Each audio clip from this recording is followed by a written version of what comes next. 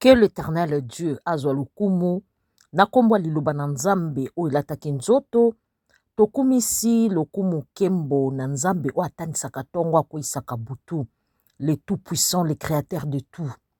Papa mokeli tokumisi ye tozongisi nkembo lokumu epai na ye topesi mpe bakoko na biso bakulaka na biso bangoya na biso bampaka na biso sako ekinyo tobosani mpe te bajika shu bajika fani bajika love bajika families and sister bozalaka scotché branché cimenté na ijika bebe amour tv makambo ezali tobosani mpe te bato nyonso bazolanda biso en ces notre moment de partout dans le monde entier. Nzambi Koubenisha tout le monde.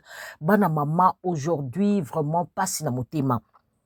Lelo tokoye baba certaines vérités bosimba bokebi. Tolali tolamoki, tomoni nini. Tomoni lelo ba kroni makila. Ba kroni ba fanakwiti. Ba kroni oyo alosenge na sima ya ba mikonzi.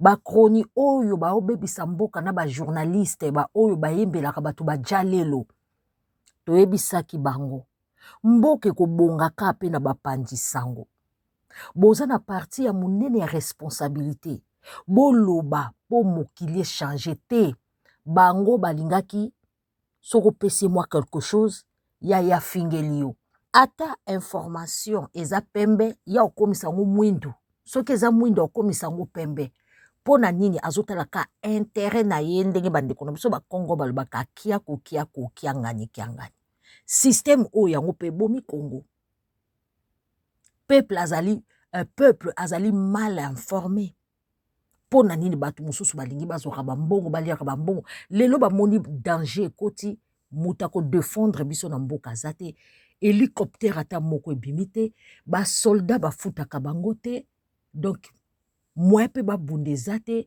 lelo bazwi Goma lobi bakozwa Kinshasa boza bandeko na mino na Kinshasa lelo bozotala Goma lelo so Kinshasa ba mama na bino ba papa na bino botiki to bakoko na bino bandeko na bino to bana mosusu botika na Kinshasa babomi bango guerre ye boloba nde boloba wana te ndeko congolais na souci ya mboka na yo tolanda. Pour notre paix, qu'est-ce qu'on doit faire? Il faut lui faire la guerre. Et je l'ai dit, je le redis ici. Je vous le dis parce que j'avais réservé, j'ai fait une interview ce matin avec une chaîne étrangère, j'ai pas voulu le dire. Je l'ai dit, j'ai réservé la primeur au peuple congolais, à Tchangou tout à l'heure, et je le dis à la première chaîne congolaise ici, chez vous. Merci. À la moindre escarmouche, des rigolos que vous avez vu s'exprimer à Nairobi. La moindre escarmouche, lisez sur mes lèvres. Je vais réunir les deux chambres en congrès, comme me le recommande la Constitution, et je vais leur demander l'autorisation de déclarer la guerre au Rwanda. Je le dis et je pèse mes mots, parce que je suis même prêt à cela. Et aujourd'hui, on n'a même pas besoin d'envoyer des troupes au sol au Rwanda. De chez nous, nous pouvons atteindre Kigali. Kosaleka. De chez nous, on va atteindre Kigali. Moins d'escarmouches, moins de likayabu, moins d'escalalamusia. Bazui Goma. Ah, moins de bicarbonate. Monnaie, Kosaleka. Et il paraît que l'État n'a pas de travail pour tous les jeunes, alors que la devise de l'État, c'est paix, justice et travail. Alors, pourquoi ne pas prendre conscience et lutter, les jeunes? Pourquoi ne pas lutter? Pourquoi ne pas accepter cela? Pourquoi continuer à vivre comme si vraiment on ne pouvait rien faire? Quand est-ce que vous, jeunes, vous allez construire une maison? Quand est-ce que vous allez avoir de l'argent pour épouser normalement une fille ou un garçon pour pouvoir fonder votre famille? Quand? Et c'est cela, lorsque Isaïe dit que le peuple doit sortir des marchés dans les ténèbres, nous devons quitter ces ténèbres. C'est important. Les ténèbres de la dégradation du pays, des routes qui n'existent plus. Et les évêques qui parcourent les diocèses, nous en savons quelque chose, parce que nous arrivons là où nos politiciens que nous avons votés n'arrivent pas. Le manque de transport, les embouteillages interminables, les déchets dans les villes qui apportent les maladies et les odeurs, les inondations qui laissent les familles dans les deuils et sans rien. Dans les villages, faites une fois un tour au village. Le peuple est oublié parce que les autorités ne s'y intéressent pas. Au village aujourd'hui, là aussi dans les villages, aujourd'hui sont en train de fêter Noël. Mais les écoles, les dispensaires sont délabrés. S'il n'y avait pas l'église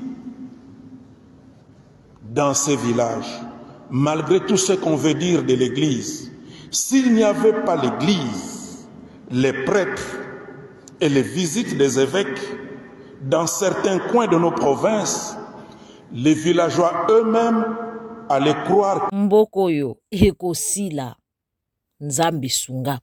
Omondenge kala batu babandai kolia basima ya dendon bobenga yango kombo mobwe. Mikolo bakomolia basima ya soso o ezaka na salite wana o babwakaka. Congo. Bandeko na nga boza na leksa bino tige masoko ya soso o na 100 francs. Yango. Combien? 100 francs. Babenga ngo masoko ya soso. 100 francs.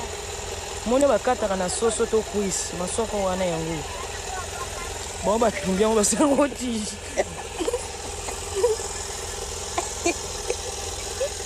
Bebe akupenga amuro itorkola raete. Masoko ya soso nzambe 100 francs. Bana mama eza pasi pe mawa Goma ezalaki tombe. Alors bakonji ba militaire bakimi na bango ba généraux baliaka mbongo ba soldats ba politiciens. Président o alobaki na biso moins d'escarmouche ako bombarder bana mama boyoka bino moko. Tozongisa ye nanu na maloba na ebongo na tia mbala moko boyoka bosimba bokebi ti na suka makambo kafu eza na suka bosimba bokebi eza pasi pe mawa mboka wana bakenya bango kolia fufu kofuka ba pasteur babondelaka bango bakenya bango kolia kolata kolanda makambo moko ezanga tina o batongaki président boye wana bakangi mutu yango o batongaki mama Denise boye bakangi mutu yango mais gouvernement bazokoka te makambo ba Rwandais lobi bakozwa Kinshasa. Lobi bakozwa Kinshasa. Soko otika tatano na mamano, otika mwana, otika bandeko, yaya, ozomona lelo ya Goma, okomona lobi bakozwa Kinshasa. Lobi bakozwa Kinshasa po ata avion moko militaire ebimite. Boyoka ndenge balobi. Ba déposer ba arme. Policier et soldat ba futaka ete, aliaka te, eloko te, formation te. Bino moko botala sombele suka na bisanga. Pour notre paix, qu'est-ce qu'on doit faire? Il faut lui faire la guerre. Et je l'ai dit. Je le redis ici. Je vous le dis parce que j'avais réservé. J'ai fait une interview ce matin avec une chaîne étrangère. Je n'ai pas voulu le dire. Je l'ai dit. J'ai réservé la primeur au peuple congolais, à Tchangou tout à l'heure. Et je le dis à la première chaîne congolaise ici, chez vous. Merci. À la moindre escarmouche, des rigolos que vous avez vus s'exprimer à Nairobi. La moindre escarmouche, lisez sur mes lèvres. Je vais réunir les deux chambres en congrès, comme me le recommande la Constitution, et je vais leur demander l'autorisation de déclarer la guerre au Rwanda.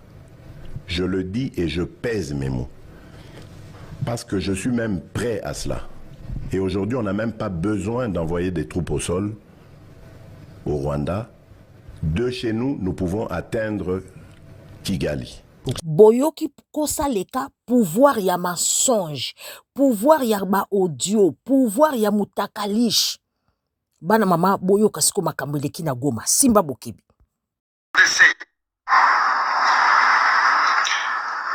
Ba militaire nyonso ya FARDC bino bano oyo bobengi ngai solution mosusu ezali te bobengi ngai mpona kotuna ke wakanja tosala nini bakonzi na bino nyonso basi bakimi botikali kaka bino basoda ya molongo bobengi ngai yangwana natindeli bino message mpona koyebisa bino ke bodepose ba arme mpona kosauve milimo na bino bino bano bobengi ngai bamilitaire ya FARDC plupart ezali bano bawuti na Kasai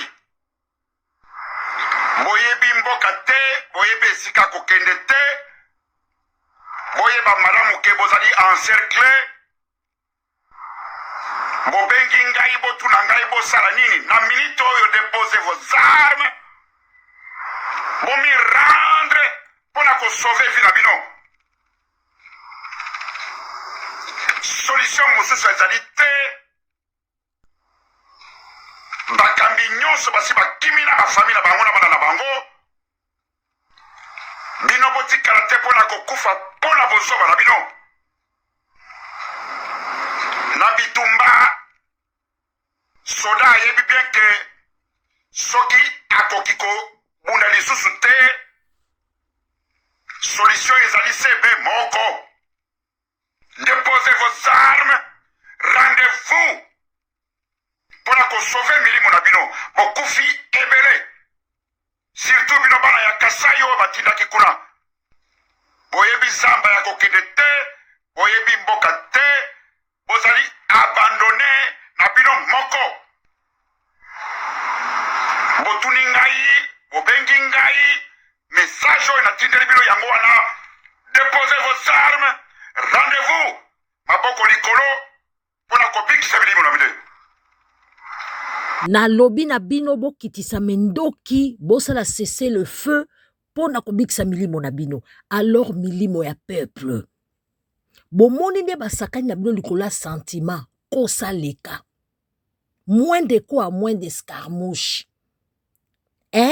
siko bazoya direction Kisangani ti Kinshasa yaya ba discours ya boye ba kosaleka ya boye ba taliban bakosi bato ebele bolanda biso basoda gouvernement tokeleli esika kokima mayele esili biso E23 kotiti na Goma toza bana bato malgré tout makambo osali osepeli mais toza na bafamille bamama baa na posa na biso mais tout se paie ici bas nzambe aofuta bino na oyo bosali ya mokili yango mais kondima kokufa mpona ekolo lokola mpe tokufi mpona ekolo yango esa eloko te je pense que nde bomoni biso boye toza déjà bavictime toza deya bibembe E23 déjà alingi biso bon merci choix eza te tokosala nini mais okonza mboka makambo ozomona yango te pas de choix tokosala nini apesi mbote na bamama mama na ngai na Kinshasa papa baleki na ngai bomona ngai komona suka parce que okomona ngai lisusu te komona ngai komona suka kuma yango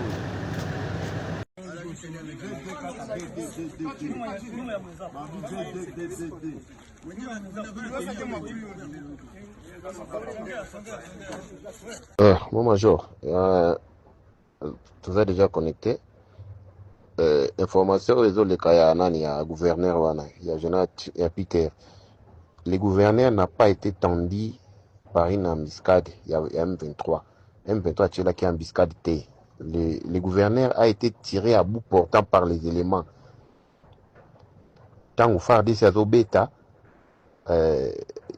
il est pas sur place on a la progression. Alors il y a petit ordre à l'objet que non parce que va tirer ko bêta masasi pas taler dans mouvement des alliés parce que va tomboka ki balobino Comment est-ce que biso toza déjà progresser vers monguna yolo ba ke biso to tika ko beta masasi moi trouble maki wana na désordre wana ndi soda moka beta ki masasi eza M23 da beti gouverneur masasi te wana eza lokuta o ezo circuler wana eza lokuta lelo tozali le 20 le dimanche mokolo yenga mobutu kumi bale na sambo tala ndenge ezopela moto FRDC ebetami mosekbe FRDC na balie na bango nyonso babetami mosekbe bo bakanza bapalangani bontaba bakimi bomboloko do bapalangani bondonge maseki ezali te tozokitela Goma bana mama botia arme na se tozokota kuna sikoyo na Goma. Merci. Balobi FARDC ebetami bonyamba bompese bapalangani basesengani. Président ya RDC alobi nini? Fachi béton. Béton na béton. Bataliban balobi nini? Boyoka. Pour notre paix, qu'est-ce qu'on doit faire? Il faut lui faire la guerre. Et je l'ai dit. Je le redis ici. Je vous le dis parce que j'avais réservé. J'ai fait une interview ce matin avec une chaîne étrangère. Je n'ai pas voulu le dire. Je l'ai dit. J'ai réservé la primeur au peuple congolais, à Tchangou tout à l'heure, et je le dis à la première chaîne congolaise ici, chez vous. Merci. À la moindre escarmouche, des rigolos que vous avez vus s'exprimer à Nairobi, la moindre escarmouche, lisez sur mes lèvres. Je vais réunir les deux chambres en congrès, comme me le recommande la Constitution, et je vais leur demander l'autorisation de déclarer la guerre au Rwanda. Je le dis et je pèse mes mots, parce que je suis même prêt à cela. Et aujourd'hui, on n'a même pas besoin d'envoyer des troupes au sol au Rwanda. De chez nous, nous pouvons atteindre Kigali. Moins d'escarmouches. Ah, moins de likrayabu. Ah, kala mingi te Kinshasa. Bino bozoloba o boye nanga. O pona nini nanga. Bongo nani achaki fachi na pouvoir. Eza nangati. Mutu na mamba achaki na pouvoir. Abaluke li bango. Eza lokolo sali robot na yo robot abaluke. Komo luke loko o anti-robot po boma robot. Biso totaka lokwa ndaki ezikati. Lokwa ndaki ezika. Mutu bachaki na pouvoir nani. Mutu atrikaki élection nani. Ezaki nanga. Atrike élection. Ye moko alobaki na fachi nini. Ngam na sala yo. Ngam na olongola yo. Ya biso nini. Bataliban. Bolobaki ke ba Rwandais babandeko na biso. Bolobaki ba Tutsi na ba Nyamurenge babandeko na biso. Eboso ba ekota na mboka na bango ya biso nini. Bomoni place to soki place to liaki loso na ndonge. Omoni buzoba na bino place mimi biso na lobaka. Bino bataliba ba lapide bino. Mboka wana peut-être bokozaka suna bokondite. Po oyo bosali insalamable. Lelo peuple azokufa. Aza peuple congolais. Soki ezalaki na likambo batongi bino quelque part. Boke mbangu. Moins d'escarmouche. O batongaki. O konyataka su Kinshasa te po yo fingaka. Likambo ya mwana wa bano finga bino nzala mutezo fingisa ete. Yango boke mbangu kolandela. Mais escarmouche yango esalami kuna. Bazui Goma. Tomoni kote avion militaire. Boza ba avion militaire te. Boaka na ba hélicoptère te. Même ba jet privé à pamba. Boaka na ngote. Do boza na mino na armée te. Boza pe na ba armée te. Mboke ebate la makana mindoki. Même botanga ka Bible Moïse Nzambe mutabenga yesu ki na ngomba ndenge bino bolubaka. Mais Nzambe apesa keni nzete moko akeni bunda nango arme. Et puis poazwa ba mboka wana nyonso. Azwaki na kombo na Yesu te azwaki na ba arme bazaki na Nzambe na ye. Nzambe bo bazobenge éternel Dieu des armées. Donc azana ba arme azape na ba pinga o ba bengi ba arme. Bino ba soldat ba komo sambela Yesu ya kosunga ba baninga ba bomba bino na minduki Yesu ya kosunga bango. O Yesu sunga bombe beta te bombe ko beta. soki bosombi ba arme te bombe kobeta Israël bango wana peuple de Dieu baobunda na nini na Palestine na minduki po ani te nzambe ekokanga ba bomba ba Palestine ti boko comprendre bino ti boko comprendre ti boko comprendre boko zonga na bobino na boboy bomwende ba mibali ya solo na lobi te boko lata boko zonga boye boko zonga ba africain na mitu na bino ki mondele wane lati bino mindele bango mo babunda bongo te ba soldat bafuka minzamba kosala ti boko zonga na bobino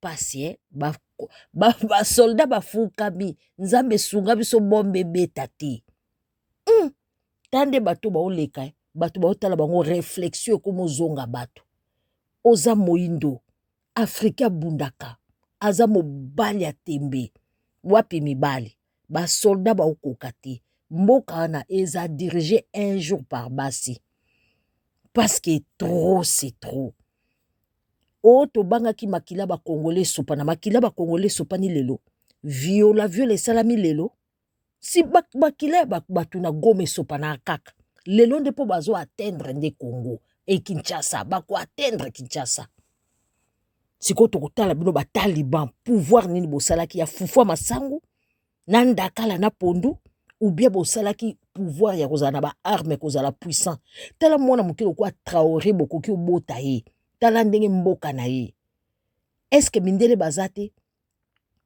Poutine atekeli ye ba arme te o bapesa bino embargo quel embargo Poutine abi muto so coopérer na opesa ba arme tala nanu tala makambo na sonia o to bangi makila ba congolais sopana ba congolais kutu na Kinshasa makila ezo sopana nzaleleki baliaka te bamelaka te eloko te bikonyo so 30 ans makila sopana na Goma lelo nde bobangi makila sopana botika biso balokuta bakosa leka wana moins d'escarmouche Pour notre paix, qu'est-ce qu'on doit faire? Il faut lui faire la guerre. Et je l'ai dit. Je le redis ici. Je vous le dis parce que j'avais réservé. J'ai fait une interview ce matin avec une chaîne étrangère. Je n'ai pas voulu le dire. Je l'ai dit. J'ai réservé la primeur au peuple congolais, à Tchangou tout à l'heure. Et je le dis à la première chaîne congolaise ici, chez vous. Merci. À la moindre escarmouche,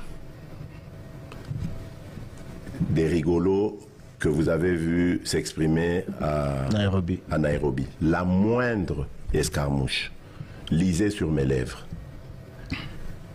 Je vais réunir les deux chambres en congrès, comme me le recommande la Constitution, et je vais leur demander l'autorisation de déclarer la guerre au Rwanda. Je le dis et je pèse mes mots. Parce que je suis même prêt à cela. Et aujourd'hui, on n'a même pas besoin d'envoyer des troupes au sol au Rwanda. De chez nous, nous pouvons atteindre Kigali. C'est un faux président qui n'a pas été élu par le peuple congolais. Ce qui fait pleurer le peuple congolais. Mon peuple, doté d'un pays très riche, il pleure de faim.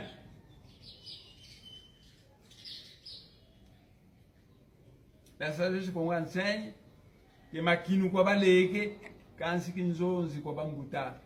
Ça veut dire que laisser la politique, la magistrature aux frères aînés. Mais la danse, donnez-le aux petits. Donc, Tshilombo Félix, on devait lui donner la danse. La politique, c'est pour nous, les aînés. Tshilombo Félix devait faire la danse. Il y a beaucoup de belles femmes chez les Balouba, ils ne voient pas ça. Les Bakongos sont ses ongles. S'il n'a pas trouvé des femmes belles au Kassai, ils viennent chercher chez les Bakongos. Vous avez toutes les sortes de femmes chez les Bakongos. Vous avez des femmes qui sont noires, vous avez des femmes qui sont brunes, vous avez même des milliatresses Bakongo. Non, Tshilombo est allé chercher une Rwandaise. Et Tshilombo raconte que les Banamoulènes sont nos frères. Ce sont des conneries. Mais comment quelqu'un qui se dit président de la République ne connaît pas l'histoire de ce pays? Les Banamoulènes sont des Rwandais, Tutsi Rwandais. Maintenant, En 1960, Lumumba reçoit des armes venues de l'Union soviétique. Avec ça, il a envoyé sa milice au sud du Kasaï, massacré 283 Baluba à Bakwanga. Les Bakongo, policiers de la Bakongo, ont dit les Baluba sont nos neveux. S'ils vont bien, on les laisse vivre comme ils veulent. Mais on ne peut pas accepter que quelqu'un aille les tuer. Vous êtes Moukongo, vous êtes président, révoquez Lumumba. C'est pourquoi Kassabou a révoqué Lumumba. Pour les Baluba. C'est pourquoi Mbouta-Kassabou a révoqué Lumumba. Mbouta-Kassabou a fait 5 années au pouvoir. Mobutu, Tshisekedi, Zinga Oju, commandé par l'Occident, on fait le coup d'État. En quittant le pouvoir, Mbouta-Kassabou a laissé 12 milliards de dollars à la caisse nationale. Depuis ce temps-là, ce sont les Bangala, les Baluba.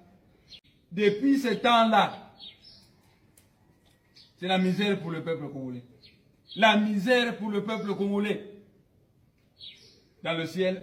Ces gars-là, qu'on appelle à Kinshasa les Kuluna, des mineurs condamnés à mort, des assassins qu'on assassine, des enfants drogués, dangereux, des sans-foi ni loi. En Côte d'Ivoire, on les appelle les microbes. En France, oui, en France, des gamins de 14 ans exécutent de sang-froid des pères de famille pour de l'argent. Mais à tous ceux qui se réjouissent que l'on tue la jeunesse d'un pays, qui applaudissent de voir fusiller des gosses, je veux leur dire ceci. En Occident comme en Afrique, nos sociétés matérialistes et égoïstes abandonnent leurs jeunes qui se jettent à la mer, prennent les armes pour Boko Haram et dérivent alors dans l'ultra-violence, le crime jusqu'à la folie. Ce sont nos sociétés malades. De la guerre, de la pauvreté, des injustices sociales qui engendrent ces enfants soldats. Les microbes et les Kuluna et les tués de sang-froid, crime d'État, ne résoudra rien tant que vous, adultes, vous laisserez s'enrichir toujours plus les riches et s'appauvrir toujours plus les pauvres. Qui sont les vrais bandits? Hein? Les véritables coupables? Qui gère nos pays? Qui laisse mourir les orphelins et maintenant leur tire une balle en plein cœur? Qui ose s'en réjouir? Honte à ceux qui transforment un enfant en monstre, le tuent et s'en félicitent. Vous ajoutez de la violence à la violence, sans rien résoudre. Je vous plains. Je vous méprise. Je vous déteste. Crime wana ya koboma bakuluna ekokute bino trop cher. Même bamindele baza étonné que batu bazo sepela bazo boma jeunesse congolais. Pourquoi pas bakuluna na lokwa bayebi koboma kitoko? Lokwa bayebi ko kata machette kitoko? Pourquoi pas bokendeki na bango na mboka moko reculer? Bo former bango bakende bundela bino na Rwanda parce que soldats zate. Ole bo boma bango. Bayebi dia ko simba arme blanche. O ezali ba machette ba msupe ba simba mindoki. Pourquoi pas? Et puis bino mutu bo sala bakuluna. IDPS muta forma bakuluna boyebi lisusu garso abanda ko mela boy ya mwindo wana. Soka bundi. Soki pe nani. Ye muta bande ko ya na soki IDPS babenga mo soki nani wana. O bayaka osa mobulu. Kulune banda wana. Kulune banda wana. Tala lelo yo. Bozo boma jeunesse congolaise. Donc jeunesse congolais kutu. Ole bo kanga bango. Bo kene na bango ta. Baso, nazo kabatu ba oteka ka bazamba. Okoka o nanata kaza zo teka zamba. Pourquoi pas osala bango place moko ko tila bango biloko kolia, ko tangisa bango ko lakisa bango, bokangi bango baza ebele wana baki musala soda. Baki bundela bino. Nyoso tu wana bokoko tia budget. Bokoko tia budget ndenge mundela sala ba centre ya rééducation. Bino boko sala ngote. Bino bolia te, bo mela te, bo tonga bandaku te, ba champagne te. Lelo soki lisa sezu bino bo kufi bo kena bo mengwangwa Congo. Lelo soki bo kufi bo kotika nini. Mobutu ye wana bima bandaku ne mususu yo vandi na cité ya Oyat, président na biswa lelo. O vandi na cité ya Oya. Oyebi ke na cité ya Oya na nani avandaka Mobutu atika yango te. Atika cité ya Oya. Ba se retrouver na Maroc, hein? Peut-être comme itango na bino. nga nayebaki ntango ka ba audio présidentiel ekomi obima buzoba ya audio wana toyokaki namoni deja chute na bino kokweya na bino humiliation na bino eza pasi mpe mawa modele bamemeli biso mboka oyo mawa mingi na badiscours à lokuta moins d'escarmouche. Bonjour la grande famille toye kopesa bino mbote lelo dimanche le 15 décembre 2024. Il nous reste encore 16 jours pour tout le monde 2025. Nzamba zali ko batela biso na bino nyonso mukolo na mukolo. Toye na tongo ya lelo dimanche pona ko interpeller bakonzi na biso mingi notre autorité de référence Wazali Fachi Beton kwa Tombolo Moma wa Kaninda papa ya bana ya Fachi nino UDPS oba kombata to salela yo oyo kangela biso kanda na mutema oyo otokoki ko réparer te o vraiment parti ezokende mana misère modèle oyo parti ezokende na ko s'effacer parti ezokende na ko se vider nini oto sala oto ko bongisa te oyo babongisaka na bana te biso toza bana na yo papa Etienne Mulumba tika biso na maboko na yo yo ndo autorité de référence président na biso ya parti tolongola ono no président te tile lo poste na yo ezalaka lo bana biso soki likambo ezali po tolobi mingi tozozwa suite te tozozwa solution pa na yo te soki likambo ezali okoloba na biso te tobongisa totia na mesa tosolola mabe oyo omona na UDPS soki mabe na biso ezalaki ke Facha yokelaka base na ye retrait signature boy soki nde yango wana mabe olobi kaka tobongisa problème nini biso bakombata tokomi bamanja lelo kombata banda kobenga biso kala bakombata sans nzete UDPS bakombata sans nzete lelo bakombata kombo elongo ekomi bamanja partout okende okuta bakombata bazana kosenga palais du peuple memema aucun intérieur okuta biso okeibo okuta biso misala oyo na Congo oyo etangamaki kaka mpona bato ya PPRD ya kala wana bazongaka basalaka to ndenge nini bandeko ya Fachi tokoloba nini parti ezokufa solution ezozwama te lelo tomoni toke na centre culturel na inauguration tokomi boye bokokota te boza na bainvitation te moi j'ai rentré nazongi mpa na nga na ndako naye kovanda mais église Philadelphie plus de 300 membres bongo tuna ba macaron balataki noir ba robe noir ba musu ba veste noir bongo tuna ba macaron et pesi ku tumbutu lobi na ba combattant finalement ya kwa likambo nino ba bongisaka te mabeni to saela yo tokoloba te bato biso tozoswana na bango na réseau sociaux mikolo nyonso ba Patrick Lokala Peter Tchani ba Paulette mwana mwa cho chaque jour ko critiquer ko finga ya mabena ya malamu tomoni bango lelo mama yambi bango biso oyo mukolo nino tozoswana hernos ko koma na réseau pona yo mukolo nyonso nzamba sala mukolo nini biso pe tokokoza la peine à considération ata ya muke bozelisa biso ba combattant bokozwa misala tant ba investisseur bakoya l'investisseur lelo na maluku pepsi ngwana ezosala bosala bo contrôler kuna so combattant azali ba izina ba karo eza na maluku tosala bino nini na pouvoir oyo to contribuer pas ta moi libanga na pouvoir oyo nous avons aussi contribué même lelo bato bazo sepela centre culturel wana ekotonda batu okotika la komona UDPS te biso totikaka na njembuka ya tozalaki na baselile tovandi ke tozela direction nationale ekita na fédération ekita na section ekita na selile lelo oyo mutu nyonso akomi kokende koluka na ndenge na ye tovanda tozela tomona eloko te tokokobaka na kozela kaka.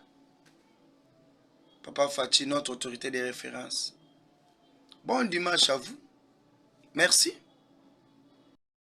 Moni buzoba na bino sentiment ya kozala tribal.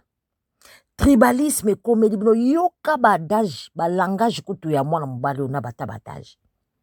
Do biso to bundela ko na réseaux sociaux, to swanela ko do boliaka na bino eloko te, lokola moto aza ndeko na yo ya makila, ou soit aza ndeko na yo ya région moko, donc yo bosani ke Congo eza ya batu nyonso. Donc bino mutu boya ko finga batu na réseaux sociaux pona ye makipa kutu bino te, non boleli te bokolela, le karma existe. Donc bozwa ki pouvoir wana botia yango net ezalaka ya bino ba taliban. Donc bino ozo ba peto fingela ko na réseaux sociaux, biso mutu to bundelaka yo, mozo yamba bato ba fingaka. Kasi po bondima te. Po ebalukela bino, po bino mutu bomemi biso na situation oyo. Soki bato ba oloba vérité. Po peuple congolais fongola miso bino soki vérité eza pembe boye bolatiango elamba mwindu. Oya lokute lamba mwindu bolatiango elamba pembe boko mesana. Boko molela eloko nini biso IDPS to sala yo bo sala eloko te bozo futa nde masumu. Or Congo ezaka ya baluba te, bo ba Swahili, bo bangala, bo ba Congo. Sans kokota na bakati kati batabandundu, batetela ba yombe, banani, bande onanga. Tala ndenge bomemi Congo bino mokolo bolongo la sentiment bo fungwa na misu. Bota modèle bomemi Congo. Moins d'escarmouche, hein? Moins d'escalamouche, moins de bicarbonate. Boko yeba. Makamukuta minene et salami avion militaire matite. Et loko mokote soki zaki makambo buzoba. Nde bolandi, hein? Oyo bosali cesser le feu. Bozela na tela bino balobi cesser le feu. Peuple kufa nango. Batu bakitisa minduki. Mais boko tala siko makambo nini bango bayelaka na gouvernement. Makambo batunisa. Makambo balobaki boy. Makambo ba voice. Ya mitakalish nde bango bayelaki. Boyoka awa balobi cesser le feu. Bana batu ba okufa. Biso basoda gouvernement. Lokeleli esika kokima maele sili biso E23 kotiti na Goma. Toza bana batu malgré tout makambo sali osepeli. Mais toza na ba famille ba mama bana posa na biso mais tout se paye ici bas. Nzamba ofuta bino na obo sali. Ya mokili yango. Mais kontima ko kufa pone kolo. Lokola peto kufi pone kolo yango. Yesa eloko te. Je pense que ndé bo moni biso boye toza déjà ba victime, toza ya bibembe. E23 déjà lingi biso. Bon, merci, joie ezate. Tokosala nini? Mais okozamboka makambo ozomona yango te. Pas de choix, tokosala nini? Apesi mbote na ba mama na nga na Kinshasa, papa baleki na ngai bomona ngai komona suka parce que komona ngai lisusu te. Komona ngai komona suka kuma yango.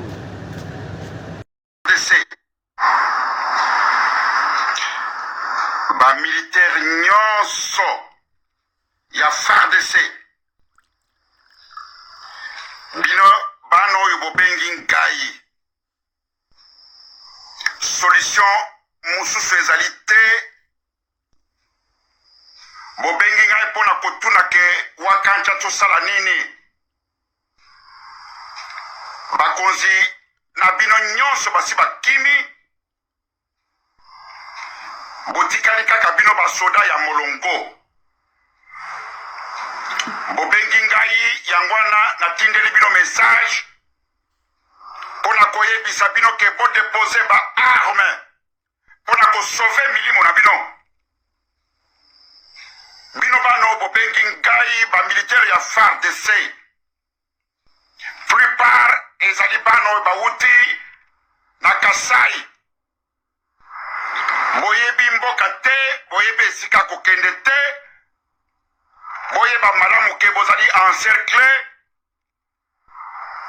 bobengi ngai botuna ngai bosala nini na minute oyo déposez vos armes bomi rendre mpona kosauve vi na bino. Solution mosusu ezali te. Bakambi nyonso basi bakimi na bafamile na bango na bana na bango. Bino botikala te mpona kokufa mpona bozoba na bino. Na bitumba soda ayebi bien ke soki akoki kobunda lisusu te, solution ezali sebe moko. Déposez vos armes, rendez-vous mpona kosauve milimo na bino. Bokufi ebele, surtout bino bana ya Kasai oyo batindaki kuna. Boyebi zamba ya kokende te, boyebi mboka te, bozali abandonné na bino moko. Botuni ngai, bobengi ngai, message oyo natindeli bino yango wana. Déposez vos armes, rendez-vous maboko likolo mpona kobikisa bilimo na bino. Balobi na bango badepose baarme mpo oyo bazokufa wana baza bantaba basoso bango bakobunda te bayaki kolia na komela bayaki kofukama nde bomoni président fukami wana nzambe akosala bayaki kokota na molongo ya bapaster oyo ya lokuta bapasta donc bayaki na bango kotala nde télévision kotala nde mboka kolia dollar donc oyo bakokufa kuna moins d'escarmouche eza te lelo sikoyo tondima message wana mpo obia tobenga ngo kosaleka boyoka sikoyo message ya M23 balobi fo balongola ye na bokonzi parce que aye kobebisa babi baza désolé ba o bakufa mais Félix akolongwa boyoka. Chers compatriotes, les crimes du régime de Kinshasa endeuillent nos familles chaque jour et instaurent la terreur permanente dans nos rues. Nous présentons nos condoléances à ceux d'entre vous qui ont perdu les leurs et la compassion à ceux qui continuent à subir toute forme de violence, maltraitance et d'humiliation. Nous tenons à vous confirmer que nous avons entendu vos appels de détresse en faveur de la libération. Il est inacceptable que vous continuez à subir cette violence gratuite et ces souffrances quotidiennes. Massacres, épuration ethnique, mauvaise gouvernance, destruction de vos biens, pillage de vos troupeaux et la dictature instaurée en RDC par M. Tshisekedi Tshilombo. Face à ces supplices, l'AFC M23 ne peut rester passive. Vous serez certainement libérés, à l'instar de nos compatriotes qui vivent désormais en paix et en sécurité dans les zones libérées.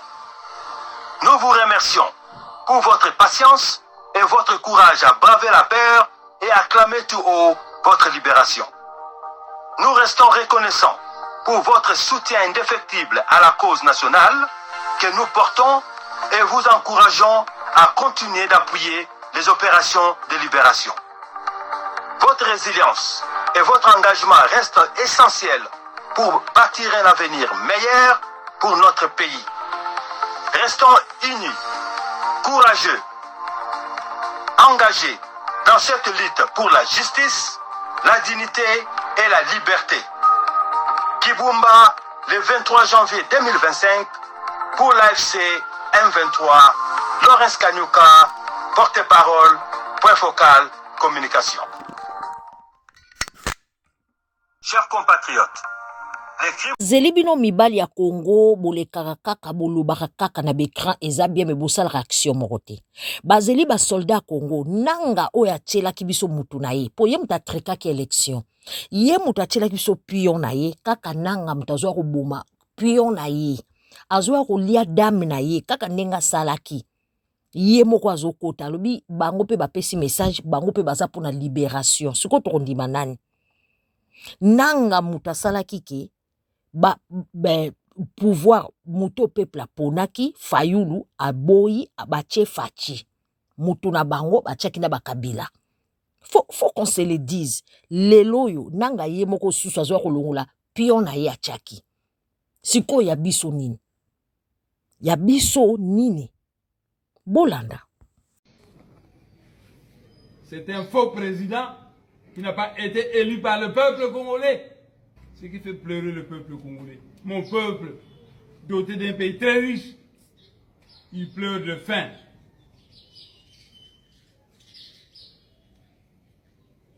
La sagesse qu'on enseigne, que makinu kwa baleke, kansi kinzonzi kwa bambuta. Ça veut dire que laisser la politique, la magistrature aux frères aînés. Mais la danse, donnez-le aux petits. Donc, Tshilombo Félix, on devait lui donner la danse. La politique, c'est pour nous, les aînés. Tshilombo Félix devait faire la danse. Il y a beaucoup de belles femmes chez le Balouba, ils ne voient pas ça. Les Bakongos sont ses ongles. S'il n'a pas trouvé des femmes belles au Kasaï, ils viennent chercher chez les Bakongos. Vous avez toutes les sortes de femmes chez les Bakongos. Vous avez des femmes qui sont noires, vous avez des femmes qui sont brunes, vous avez même des milliatresses Bakongo. Non, Tshilombo est allé chercher une Rwandaise. Et Tshilombo raconte que les Banamoulènes sont nos frères. Ce sont des conneries. Mais comment quelqu'un qui se dit président de la République ne connaît pas l'histoire de ce pays? Les Banamoulènes sont des Rwandais, Tutsis Rwandais. Maintenant, en 1960, Lumumba reçoit des armes venues de l'Union soviétique. Avec ça, il a envoyé sa milice au sud du Kasaï, massacré 283 Balouba à Bakwanga. Les Bakongo, policiers de la Bakongo, ont dit les Balouba sont nos neveux. S'ils vont bien, on les laisse vivre comme ils veulent. Mais on ne peut pas accepter que quelqu'un aille les tuer. Vous étiez Moukongo, vous êtes président, révoquez Lumumba. Pourquoi Kassabou a révoqué Lumumba? Pour les Balouba. C'est pourquoi Moutakasabou a révoqué Lumumba. Moutakasabou a fait 5 années au pouvoir. Mobutu, Tshisekedi, Zinga Oju, commandé par l'Occident, on fait le coup d'État. En quittant le pouvoir, Moutakasabou a laissé 12 milliards de dollars à la caisse nationale. Depuis ce temps-là, ce sont les Bangala, les Balouba. Depuis ce temps-là, c'est la misère pour le peuple congolais. La misère pour le peuple congolais. Dans le ciel. Pour notre paix, qu'est-ce qu'on doit faire? Il faut lui faire la guerre. Et je l'ai dit. Je le redis ici. Je vous le dis parce que j'avais réservé. J'ai fait une interview ce matin avec une chaîne étrangère. Je n'ai pas voulu le dire. Je l'ai dit. J'ai réservé la primeur au peuple congolais, à Tchangou tout à l'heure. Et je le dis à la première chaîne congolaise ici, chez vous. Merci. À la moindre escarmouche,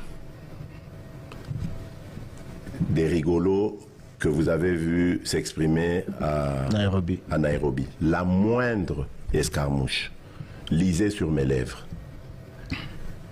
Je vais réunir les 2 chambres en congrès, comme me le recommande la Constitution, et je vais leur demander l'autorisation de déclarer la guerre au Rwanda. Je le dis et je pèse mes mots. Parce que je suis même prêt à cela. Et aujourd'hui, on n'a même pas besoin d'envoyer des troupes au sol au Rwanda.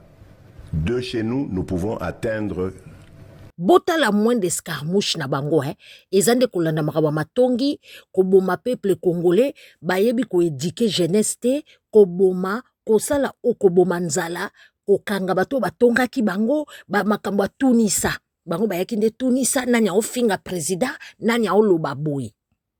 Donc, bayaki ko faire peuple congolais peur, atamboulaka na bobangi, liberté d'expression ezalate, yoka bango moins d'escarmouche, soki ezalaki makambo, bota makambo, nde bakembangu, wana babeleli efachi, beton.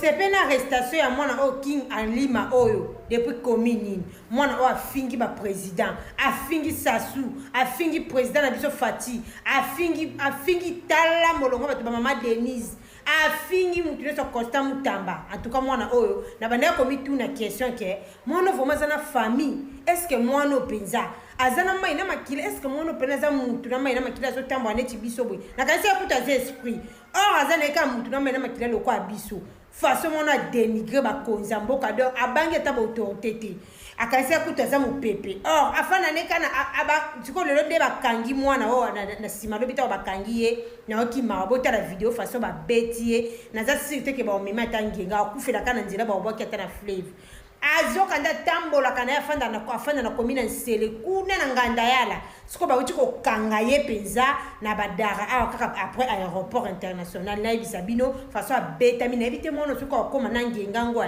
façon ba bete li mono bota la vidéo ngwana mawa et puis c'est les formations na famille na ba boaka ye atela papa na acide na biloko atela papa na acide na biloko bamba mobala tata mosi na nzete na mukondo azana ba crime belé sur leur famille ba sundola ye koyeba te soki akokoma façon abeti azosenye na mutu en tout cas mwana pena toyebi te aobika te bota la vidéo bino moko aobika te j'espère pas comme penata ça fait une semaine vraiment que façon de bakanga qui déjà 4 jours d'ayango azosenye azokaki donc akanisa ki aza mutu akokufa or aza mutu na bomo yema na makila abangi boto tete en tout cas tozo célébrer mwana opene na ebite baliaki na bango eda na famille na bango banda ko lukoka bato ozola bango charge ya kokunda ya libulu na cercueil alors loko déjà bi kufelaki cercueil pe monani na maboko ba autorité na mutu akokotisa na libulu a monani en tout cas banduku yangu bampangi ya munu bamasha mumeno ndeko na ngai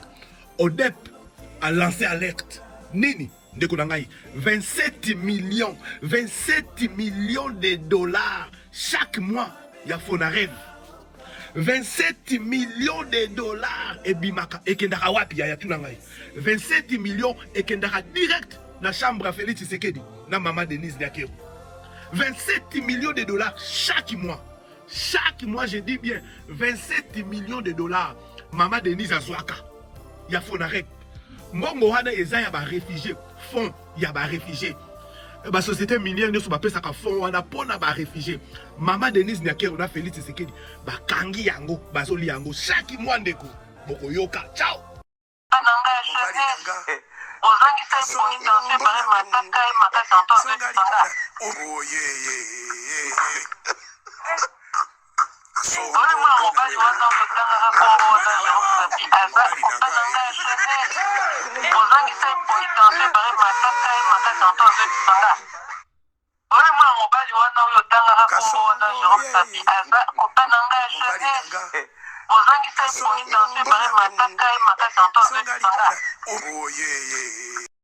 biloko balaka bino bolia na ba fête bolie o nyoso balaka ki bino bozui yango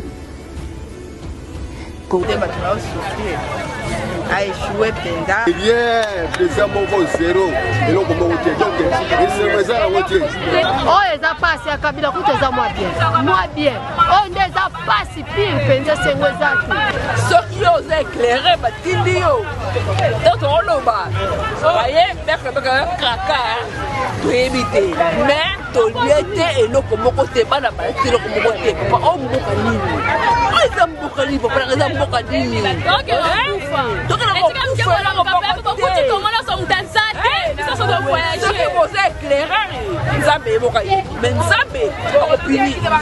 message nyoko pesa na bakonzi mboka po sunga te basunga biso nyonso basunga mpona ngai te me basunga mpona biso nyonso biso nyonso ala na kongo tonyokama ya fandi lelo na mwana na ye balia bia bamela bia me kote touti toyebi me kote tokende toyebi te mai oyo asala biso nyonso tofuta. Mes chers amis, mes chers compatriotes, soyons sérieux. Le Congo va mal. Mokezo kende mabe.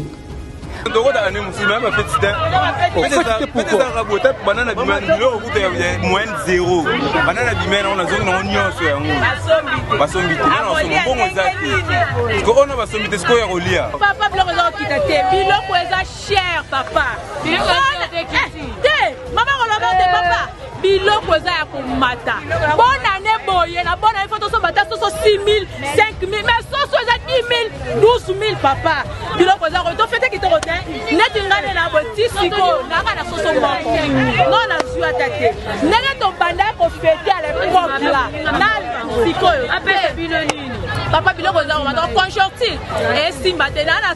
Vous avez déjà trop promis réalisation et salubrité. Ah, c'est que nous avons besoin de la réalisation. de choses et se réaliser. Oh, tout le monde a raté Kala, les lots tout le monde a mis. Ça qui a marqué comme 55 000, 60 000. Yango to te kaka muke elo aliboso bata na transport nde ezoboma biso okosomba mpe biloko mwa bien mais sikoyo koya nango ezonyokola transport oyo ko 400 o 400 cela veut dire quoi 500 wana eza 5 000 400 wana eza 4 000 donc soko obimi na biloko oya koéquilibre puis osombeli na batransport ezosala eloko te tunga biso neti ngai na bandai koteka tombola naoteka tombola te ma dollar ezomata lelo naye koseretrouve na biloko ba 50 francs ba 100 francs mpo na omona makambo ezosimba te mawa plein tose retrouve nde tose retrouvaka te par rapport a badécembre mosusu tozolia te tozolata te lotiliki ya malonga te courant ya malonga te tozotanga te rien ke na suka kaka wana so nasengi ndeko moko ya UDPS atangela nga makambo 5 ya malamu Félix Tshisekedi asali ekozala te. Monsieur Félix Tshisekedi, chaque chose a son temps. Les Congolais n'ont plus besoin yakulaka-laka. Et je vous promets de faire du Congo l'Allemagne de l'Afrique. Que d'ici la fin de mon mandat, vous allez voir un Congo nouveau, un Congo fort. À partir de Goma, Tokokiko touché Kigali wana. Akola la lisusu nandako na ete. Akokota Zamba. Asakana na bato mususu, mais asakana na Fati Beton te mokengeli ya bakongolais.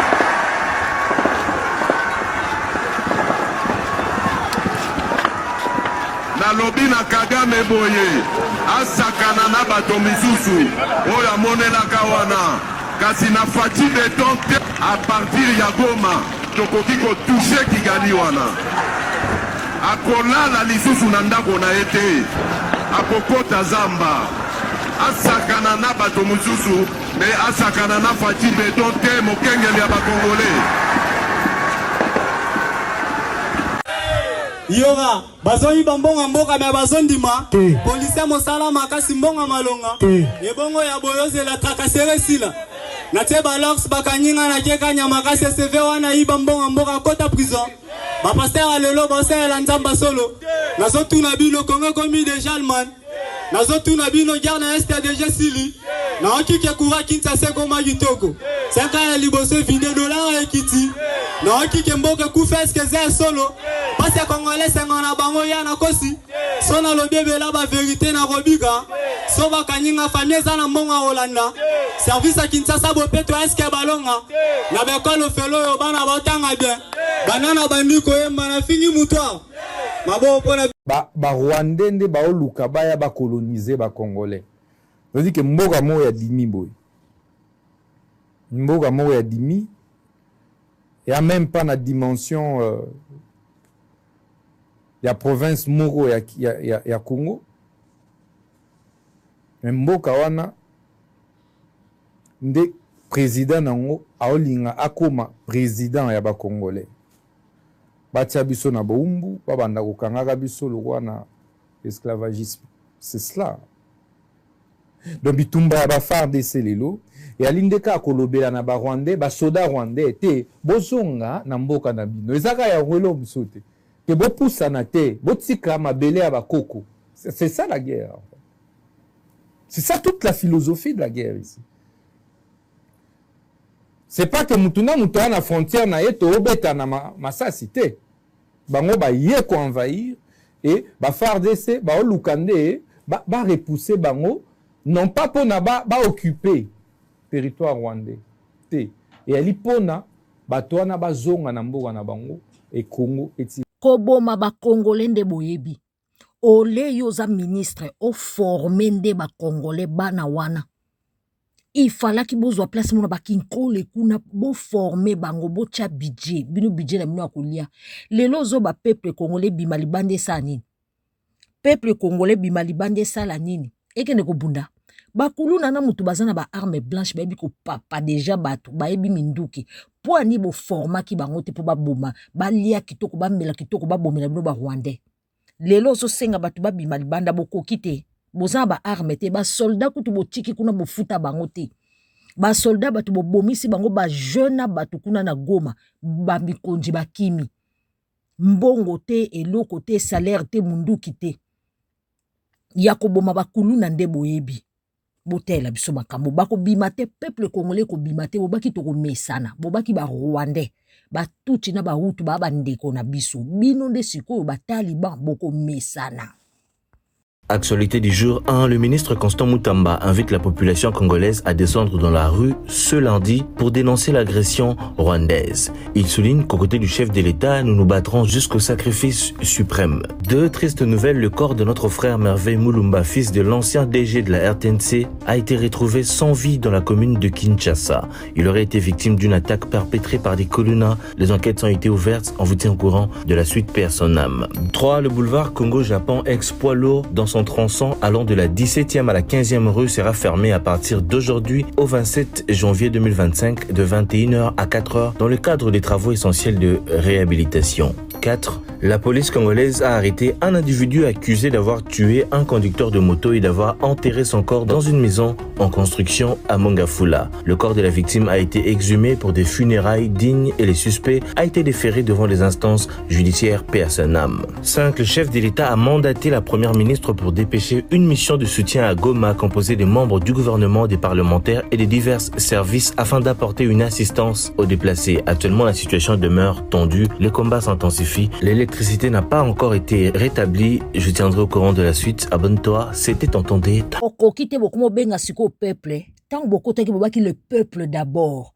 Après kokoma libumu na bino moko d'abord, mikonji d'abord, siko peuple qui sani peuple alia kate ventre affamé n'a pas d'oreille. Mobutu kaka peuple wana na ebisaka bino Mobutu ka peuple congolais ba lapida ba bengana e. 32 ans du pouvoir ou bien 32 ans de pouvoir. Na bino pe Mobutu ba bengana eti ba protéger ete na peuple binonde ba protéger Fachi pourquoi?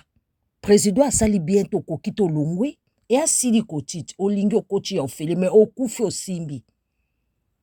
Siko Mobutu ba protéger ete kaka na peuple congolais na ebisaki bino bato ko benga na bino so bokosi peuple wana ke le peuple d'abord ka bango benga na bino.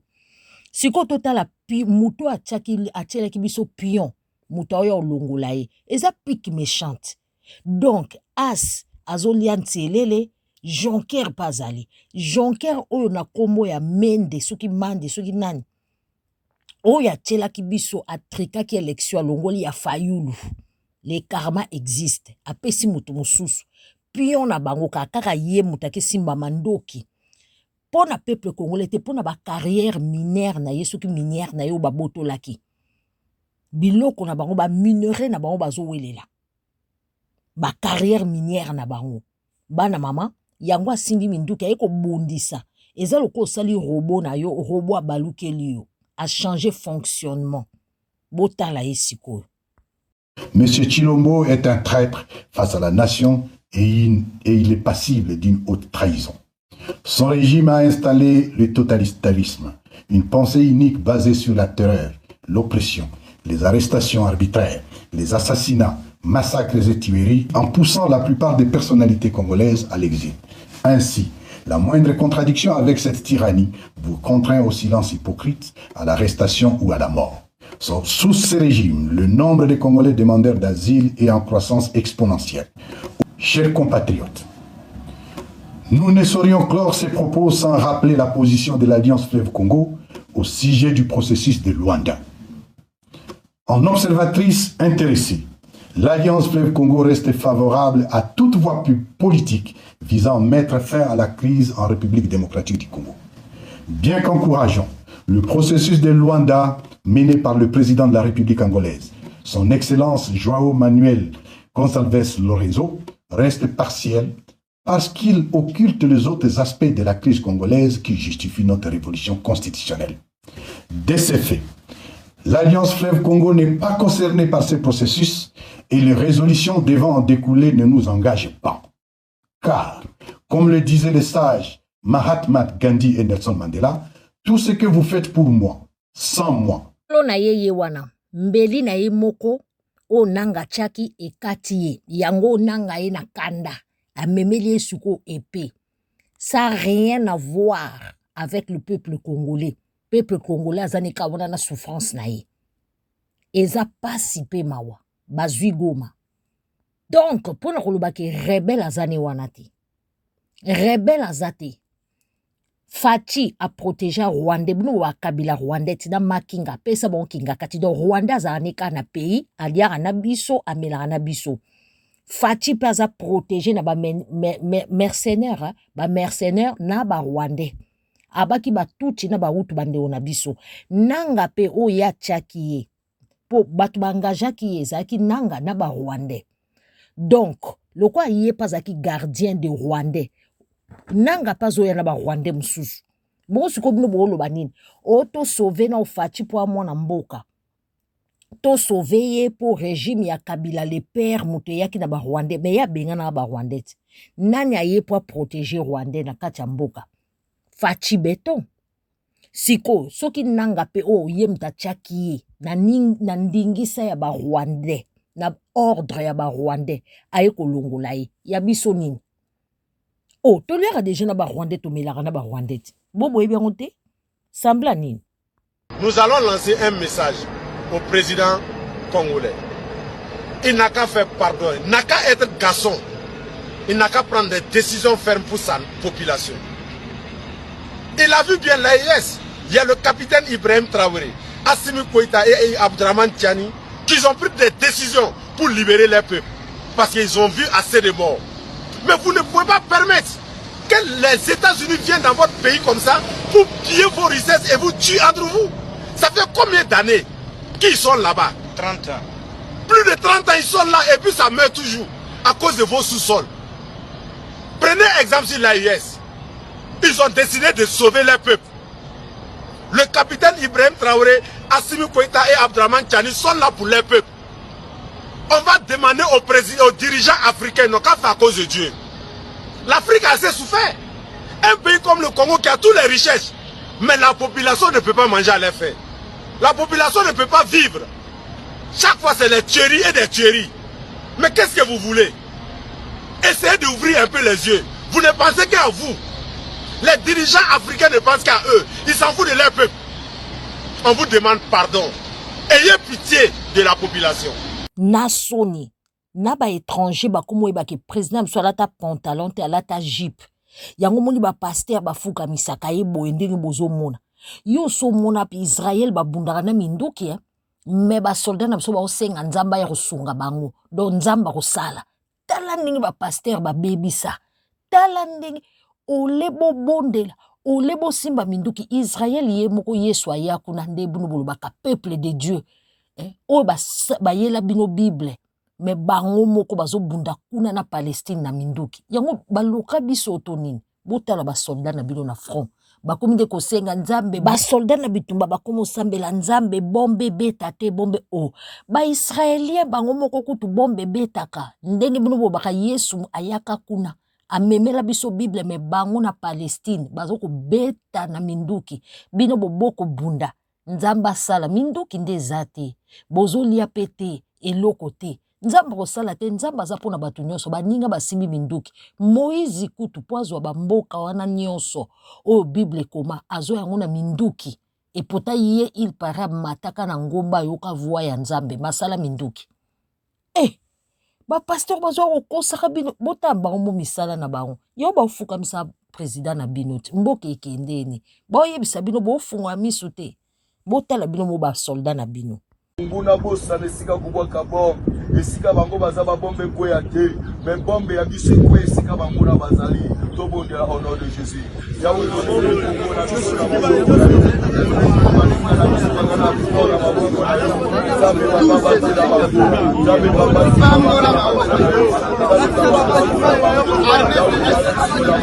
nguna bosa nesika kubwaka bom esika bango baza ba bombe koya te mais bombe ya biso ko esika bango na bazali to bondela au nom de Jésus yawe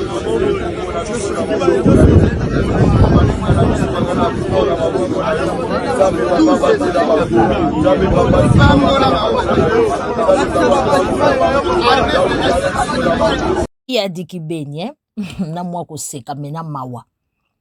soldat akomika kosambela espoir eza susu te, char de combat eza te, avion de guerre eza te, minduki eza te, soldat akomi kolela azolia te nzala, akomi osenga nzambe confusion, monguna bosa na kota kobwaka bombe. Or Israël bango bana bitumba soi-disant terre promise, babwakaka babombe bana bayana ba uzi ba char de combat ba avion de guerre. Mawe Fatia échoué hein. Ah toi on a des go donc ah ba kima eza lisolo te eza likamuté ozoleka eleka ki déjà kala eza mambo ozoleka sika kaka sikoyo ah na tongo to na 7h13 minutes et mambo ozosalama donc ba kima donc bitumeza na ngomba obomona ona sima nango ne ote bitumeza donc awa eza matata donc ngomba o keiti na mboka wabenga Kibumba donc nous avons les montage te ngamone na filmango ngamone na filmer les montage te donc ah ba ki meza solo or lo ba ke mboka za bien akosi so ba ke mboka za bien c'est yaza na kishasa kuna fandi koto yo matata zao ah toi na dego pena kutaka na ruchinya. Comme vous le voyez vraiment sur cette vidéo, vous voyez ces gens-là qui enlèvent des habits, ce sont des prisonniers. Ils viennent fraîchement de la prison centrale de Mouzenze. Alors, comme vous le voyez ici, donc au niveau de la prison, il n'y a plus de FARDC. Donc la porte est ouverte. Il faut que tous les prisonniers puissent sortir. Là, vraiment, on fait vraiment un cri d'alarme. Parce que l'insécurité à Goma sera au top. Sera au top. Et si le président Félix Tshisekedi n'est plus en mesure de diriger, il devrait céder la place à ceux qui le peuvent. Nous ne pouvons pas continuer à fuir chaque jour. Je suis arrivé ici en bonne santé, mais en traversant la route, j'ai été renversé par une voiture et je suis handicapé. À une vingtaine de kilomètres de Goma, d'intenses affrontements se poursuivent entre les forces congolaises et les rebelles du M23. Dès l'aube ce dimanche, des colonnes de déplacés se sont précipitées vers Goma. Ils avaient déjà fui leur village et s'étaient installés dans d'immenses camps à la périphérie. Mais la guerre les a rattrapés. Les combats venaient de reprendre tout près, à 10-20 km du centre-ville. Tout le monde pouvait entendre les détonations. J'ai fui depuis Kiwanja, Ruchuru, Kibumba. Je n'ai jamais arrêté de fuir. Et encore aujourd'hui, la guerre nous retrouve ici dans des familles d'accueil. Maintenant, nous n'avons plus nulle part où aller. Si la situation se détériore davantage, je ne vais plus fuir. Je suis fatigué de fuir. Le nombre de fois que j'ai fui est suffisant. Je ne sais plus où aller. Depuis plusieurs jours, le groupe armé M23, appuyé par 3 à 4 000 soldats rwandais selon l'ONU, a gagné du terrain. Il encercle maintenant la capitale de la province du Nord Kivu. Et les appels de l'ONU ou de dirigeants étrangers sont restés sans effet. Ce que le Rwanda ne sait pas, c'est que la guerre n'a pas encore commencé. Nous entendons des tirs de tous les côtés de notre camp de déplacés. Alors j'ai décidé de fuir pour ne pas mourir. Nous nous dirigeons vers Goma, mais j'ai entendu dire qu'il y avait aussi des bombardements là-bas. Maintenant, nous ne savons plus où aller.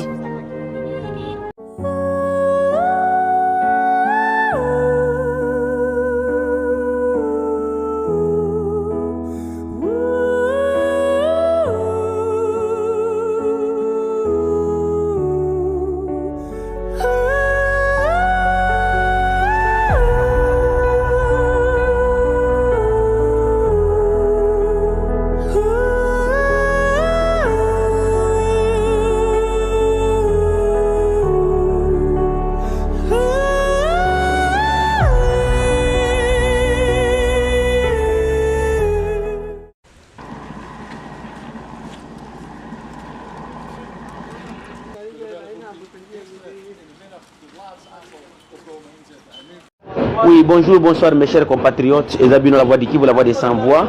Je suis venu pour vous donner la situation de la ville de Goma. La situation est tellement très confuse.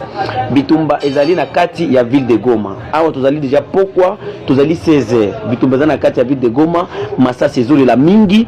Alors civil nyonso bana la kati ya bandaku, mais il y a un grand problème. Ce que je vais vous donner ici, mes chers frères, ezali ba soudan de bazoko leka bazobeta massa sans pêle-mêle, mais il y a des regrets. Avant qu'on a le regret, d'abord les risques ils ont déjà quitté la ville. Les militaires russes là, les ils ont déjà quitté la ville et ils ont donné toutes les munitions à nos forces armées pour faire des Oyo, bazali regroupés dans l'aéroport. Nos militaires des FARDC qui étaient aux frontières ils ont déjà polélé. Donc, Moutouako Sabino te ba Congolais parce que vous avez information à l'Ukuta. Ce que je suis en train de vous dire, c'est ce qui se passe actuellement dans notre ville de Goma, la capitale du Nord Kivu. Donc, les frontières déjà, les militaires qui kuna, la garde républicaine, Bangotou va se regrouper directement dans l'aéroport. Pour le moment, selon nos contacts, sur Nakati aéroport, les militaires déjà ils sont décis, ils disent que non, ils n'allont plus combattre parce que bako repousser nemi bako maye wapi. Donc bango batikali entouré. Ba mando ki bade bako minango bazoko se défendre mutu na mutu à se défendre. Et puis bazoko tala bako zinabiso oyo bango bakoloba. Donc la situation est confuse dans la ville de Goma. Le mercenaire ou le russe là et autres qui étaient à Goma, babimi déjà centre-ville. Il y a des personnels de la MONUSCO babimi déjà. L'aéroport est bloqué. La situation est confuse, totalement confuse. Parce qu'il y a des gens qui nous appellent pour le moment de partout. Oh, la voix de qui vous peut savoir information. Il n'y a pas moyen de vous donner l'information réelle à cette heure. Mais il y a un regret de voir comment nos militaires, bakoki ko banda ko iba na kati ya ba boutique na ba kiosque ya ba civil. Une armée gouvernementale ne peut pas se comporter ainsi parce que même approche de là où nous sommes, il y a des kiosques et des boutiques qui ont été volés et vandalisés par notre armée. Nous disons très bien parce qu'il faut dire la vérité et nous resterons là pour dire la vérité. Nous soutenons pas notre FARDC, mais nous ne pouvons pas soutenir des bouzoba parce que boutique démoraliser la population parce que vous avez le soutien de la population, mais comment expliquer encore au lieu de protéger la population, au lieu de mourir jusqu'à la sacrifice de défendre la patrie, jusqu'à la sacrifice suprême comme votre serment que vous avez prêté, vous commencez encore de piller et faire autre chose. Non, combattons d'abord tout le monde qui a l'espoir était même bino bozana déjà désespéré, vous la désespérité avec Dieu, avec notre force, avec notre unité. Et puis nous na Kinshasa, si c'est l'intervention de Sukhoi et autres munitions de forces aériennes à partir de Kinshasa, Erango ya kwa sauver la ville de Goma. Sinon awa sort la ville de Goma na pokwa ou na butu o titongo toyebi angote lobi tokoki koya koyoka que non, vos militaires ont été capturés tous à Goma ou soit tués parce que ceux qui viennent là-bas ce sont des Banyarwanda qui sont venus attaquer notre ville, qui ont envahi notre ville. Et nous profitons aussi de cette occasion, mes chers frères, mes chers compatriotes, de lancer ce message au chef de l'État. Si il y a moyen d'ouvrir même un autre front au côté du site Kivu pour attaquer le Rwanda, nous pouvons le faire parce que ce n'est pas possible. Le Rwanda vient de nous envahir. Vous nous dites que non, l'information est intoxique. Ce n'est pas l'intoxication, nous disons la vérité à la population. Mes chers frères, mes chers compatriotes, site nyos oyo ya ba déplacer de guerre. Yango déjà tikali polele. Ba déplacer nyos ba kimi babimi na kati ya ba site. Parce que ba ennemi déjà a commis na ba site nyos oyo boyebi ke o site ya mugunga place nini oyo nyos ba boyebi ke vraiment que non ba déplacer de guerre bazalaka. Ata mutu moko aza discuter na kati ya ba site ba déplacer batu nyos ba kimi. Donc c'est comme ça mes chers frères, et da briefing nazo ya kopesa bino ba information mususu na RE et dans la voix dit que vous la voix des sans voix, n'oubliez pas de s'abonner pour avoir des informations réelles qui se passent sur le front. Donc prions pour notre armée, prions pour nos FARDC, prions pour nos jeunes, pour notre population qui se trouve dans la ville de Goma. Soyez toujours unis et informés par la voix qui vous la voix des sans voix, toujours au service du peuple. Numéro biso toujours pesango pour tant aussi quand vous allez ceux qui ont l'information, tindango pesa biso ango non, il y a ceci ici et avec des preuves que non réellement il y a ceci dans un tel endroit. Donc c'est comme ça mes chers frères, la situation est toujours confuse dans la ville de Goma. Beaucoup de balles oyozo ko la kati ya ville batonyo so za kati ya bandaku courant ezate ma ezate donc moyen ya ko charger ezate donc bozo mona même kasi ko bunda ezali mebe le ma ezate courant ezate ma ezate baliaka te basokota balonga te bazali même na banini te oyo bantibal baza nango te bakaske do bako bunda ndenge nini faci bakino bunda na balagom bako bunda ndenge nini basolda bako musambela basolda mso bako maka milango akokwea baloko bana batu na nzela bakomisi bango basoldat bakulu na fale bo former bango botala basoldat na biso mawa trop conditioni bakobundela balingi mboka me bakobunda ndenge nini soldat balukela peuple akoma victime abotole loko asale bopo bafutaka bango te bakonji baoliaka bango na bango nzamba sakiti boko kima mbangu bokozala lapide mutu akobika aza te kane mobutu akundama na Maroc nde bokima nalobaki bokokanisanga na liloba oyo nalobaki yango eske toumeli live mo nalobaki awa live moko nalobaki awa Alpha 55 na nani balobaki na bosani su ndeko nanga oyo alobaki mama ejika tokangi yango eumeli mikolo te eumeli mikolo te biloko toza koyebisa bino on n'invente pas. On était aussi dans les rangs. Baene na biso bazote ya biso yango. Lelo okenezamba pambole ozimo asoki mwa nini? Oke osombi ba bijou nyonso tena maboko, obani kotambola onde pona kolakisa ba bijou. Ça n'existe pas. Soda la ta bijou te. Ba mosusu bazoke na kopesa mbongo po ba musicien po ba yemba bango. Ça n'existe pas. Ça n'existe pas. Ça c'est pour les politiciens. Nous ne sommes pas des politiciens, nous ne chercherons pas l'électorat. Ça n'existe pas, monsieur.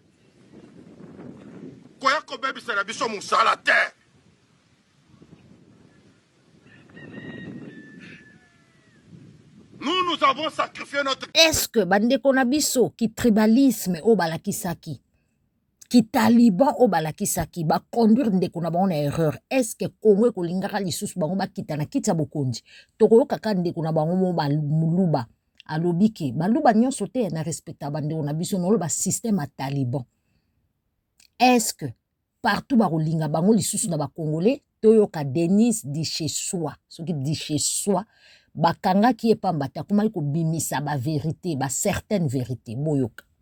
Le peuple kassaïen est le seul peuple qui n'est pas tribal. C'est faux. C'est un peuple sorcier. Un peuple qui, quand il est là, il ne veut pas voir un autre kassaïen tout autour. Nous avons des élus qui ne foutent rien.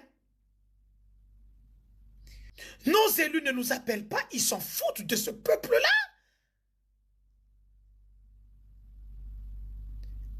Mais le kassaïen, qu'est-ce qui vous prend? Mon peuple est devenu un peuple, on peut dire, paria, qu'on chasse partout. Ils vont au Katanga, on les chasse. Ils vont à l'Est, on les chasse. Dès qu'il y a un petit problème, on dit les Kassaïens rentrent. Mourdi et Kouenou. Ils vont à l'Équateur, on les chasse. À Kinshasa, tout on dit, rentrez chez vous. Alors qu'ensemble, alors qu'ils ont le pouvoir, le pouvoir, ce n'est pas bon de le chanter comme on le chante souvent. Pouvoir yabiso. Pouvoir yabiso. Non, ce n'est pas ça. Pouvoir yabiso. Pouvoir yabiso. Kwatubi dionso. Boko mesana. Ba Rwande baba ndeko na bino batuti. Na ba Hutu baba ndeko na bino. Lelo bandeko ba yeto yambi bon esengo. Boko mesana Fati 32 ans. Boko loba na biso te. Pouvoir yako sodomiser batu. Jakindala yewana. Pouvoir yako boma kaka ba Congolais. Mais ba Rwandais ba okokate. Quel genre de pouvoir? Question mark. Motuna. Question. Botombola libanga bo bamba Félix. Nalingi ojo oyo. Koma na mato ya mobali na mobali ya Congo. Oza mu Congo, oza mu Ngala, oza mu Luba, mu Swahili, ozali mu yaka. Hein? Puisque ba yaka nde batu baza kotombola pe ba makamnyuso, oza mu yaka puisque zalaka ko finga tsoko olinko fungula munoko na mboko yeba ko funga ka mu yaka. Ata oza mu yaka, oya lali na mwasi mususu te, atombola musapi. O azana makambo te, atia musapi na likolo. Botika Félix tranquille. Vous êtes tous des imbéciles. Tous les hommes du Congo, vous êtes tous des imbéciles. Botika Félix tranquille. Toyokani, à bon attendeur, salut. Wana mama Marthe, mama ya président na bino, afingi mibali nyonso ya Congo ba imbécile. Donc, y compris pe, bana na ye ya mibali. Po baza mibali ya Congo, bolobi nini, ba fingi bino. Tomoni ya video moko ya Dalo ebimi. O aloti, alamuki aloti, azomona keno, Eric Mandala akokoma Dangote congolais. Ok, toyoka Dangote soka banda soko na ciment, soko pe na pétrole, et ainsi de suite. Eric ya lobaki banda soko na kingongo la pétrole, to moni siko place o esuki.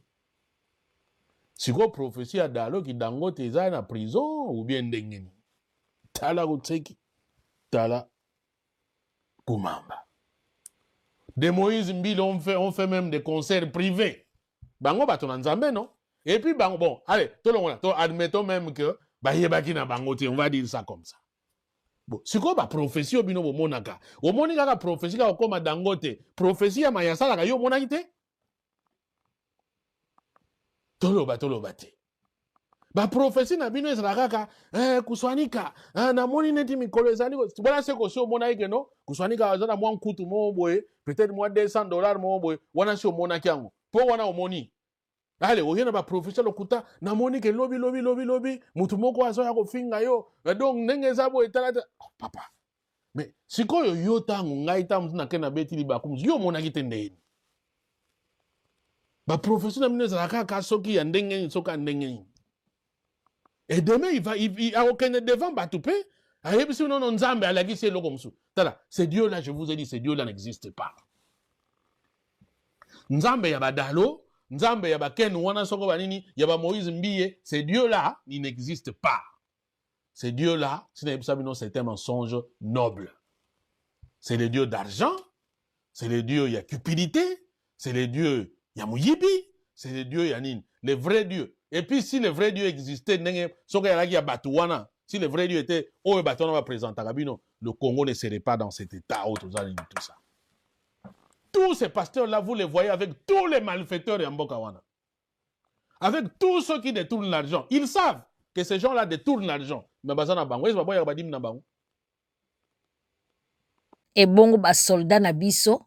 Bazomona pena ba soda Israël o babaka peuple de Dieu bango moko bazo bunda na minduki na ba usine na ba char de combat na ba avion de guerre ba soldat na biso batelengani bakosala nini mutu akopesa bango biloko wana zate et pare ba konji na biso mboka bangi bakende kobunda na la gomba soldat bakomo senga nzambe bombe beta place mususu or ba pasteur musana bango kalukuta bolanda nguna bosa nesika kubwa kabor esika bango baza ba bombe koya te mais bombe ya biso ko esika bango na bazali to bondela au nom de Jésus ya wo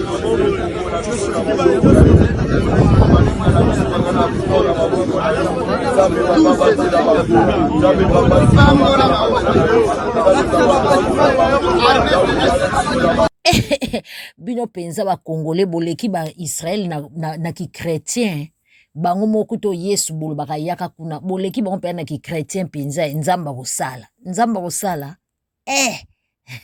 La vie à l'église, c'est le pasteur. Mon frère, on ne perdait pas nos temps à l'église. On perdait nos vies. On perdait nos vies. Tous ceux qui sont à l'église perdent leur vie. La seule personne qui gagne sa vie à l'église, c'est le pasteur. Quand tu le vois, il est en train de transpirer, il est en train de faire des choses. Il sait que quand il termine, là, il a 2 millions. Toi, quand tu termines, tu prends le bus. Tu termines, le bailleur t'attend avec l'argent, tu n'as rien. Mais lui, il te fait croire que non. Si tu n'as rien, c'est parce que tu n'as pas bien prié. Il faut jeûner, il faut faire. Regardez Ivan Castano actuellement. Il a lancé 40 jours de jeûne. On m'a envoyé son audio dans lequel il dit vraiment l'église attaquée, il faut qu'on prie contre nos ennemis. Donc les gars prient actuellement contre moi le chocolat. L'église d'Ivan Castano, il s'est pris contre le chocolat. Priez, priez, bordel, priez. Mon frère, on est... Pasteur akotalinga na chambre na zola la albini ni serre sunganga na zoyo ka malili. Rabi nga sunga susu ndenge ngamtu malade bina sunga. Rabi soki malade ndeko sani. Na ya baba kala nga malade akifafa. Na souffre na malade na akifafa na koti 9 église. Na zi lobi côté.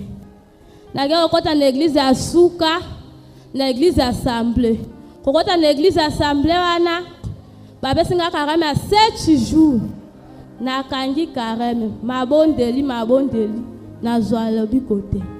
Nga bi ata boy na sina lembi ba mabondeli na mabondeli na suki na ngala kabondela ka isusu te na za ka nzambe azwa pembe pasteur alobinga o sere kokata nini te tumaini te nzambe akobikisa okaka ba pasteur bazu matanga bake na matanga totikali na mwana ya pasteur kotika mwana ya pasteur mbule noki mwana pasteur akotalinga na chambre na zolala alobi nini sere sunganga na zoyoka malili ngabi nga sunga susu ndenge ngamtuna malade bina sunga ngabi soki malade ndeko sa nini ngabi ata papa o zero nga na sunga nga za masino pona sunga nga za ye mutu malade batiki ngaya nga ko sunga ndenge nini abi o soko sakala nga na kobeta nga zo bela zo kama lilo zo de nga te oza malade ngabi zela kasi na yoki masuba na kende na no libata la kena suba ndina pasteur oya bangondo liboma nde obino pasteur nde oyo président na biso bomoni wana bomoni bino mo ba photo nde afuka makabalinge bazo prier pour na mboka bango moko ba osali loko te ba prophétie na moka Eric Mandala nde akozwa ba prophétie na mo pona peuple congolais ezalaka te pona guerre Goma ezalaka te bozela ka nzamba kosala bozela na ba promesse à Fachi Beton na ya Fachi Beton ba promesse wana ego ya moins d'escarmouche. Pour notre paix, qu'est-ce qu'on doit faire? Il faut lui faire la guerre. Et je l'ai dit. Je le redis ici. Je vous le dis parce que j'avais réservé. J'ai fait une interview ce matin avec une chaîne étrangère. Je n'ai pas voulu le dire. Je l'ai dit. J'ai réservé la primeur au peuple congolais, à Tchangou tout à l'heure. Et je le dis à la première chaîne congolaise ici, chez vous. Merci. À la moindre escarmouche. Des rigolos que vous avez vus s'exprimer à Nairobi. La moindre escarmouche, lisez sur mes lèvres. Je vais réunir les deux chambres en congrès, comme me le recommande la Constitution, et je vais leur demander l'autorisation de déclarer la guerre au Rwanda. Je le dis et je pèse mes mots. Parce que je suis même prêt à cela. Et aujourd'hui, on n'a même pas besoin d'envoyer des troupes au sol au Rwanda. De chez nous, nous pouvons atteindre Kigali. À partir de Goma, tokoki ko toucher Kigali wana. Akola la lisusu nanda kona ete. Akokota Zamba. Asakana na bato mususu, mais asakana na Fachi Beton te mokengeli ya ba Congolais.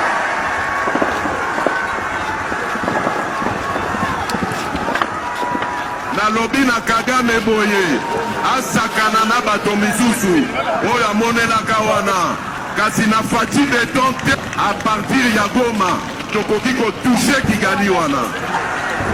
Akolala lisusu na ndako na ye te, akokota Zamba. Asakana na bato mususu me asakana na Fachi Beton te mokengeli ya bakongolais. Et je vous promets de faire du Congo l'Allemagne de l'Afrique. Que d'ici la fin de mon mandat, vous allez voir un Congo nouveau, un Congo fort. C'est un faux président qui n'a pas été élu par le peuple congolais. Ce qui fait pleurer le peuple congolais. Mon peuple, doté d'un pays très riche, il pleure de faim.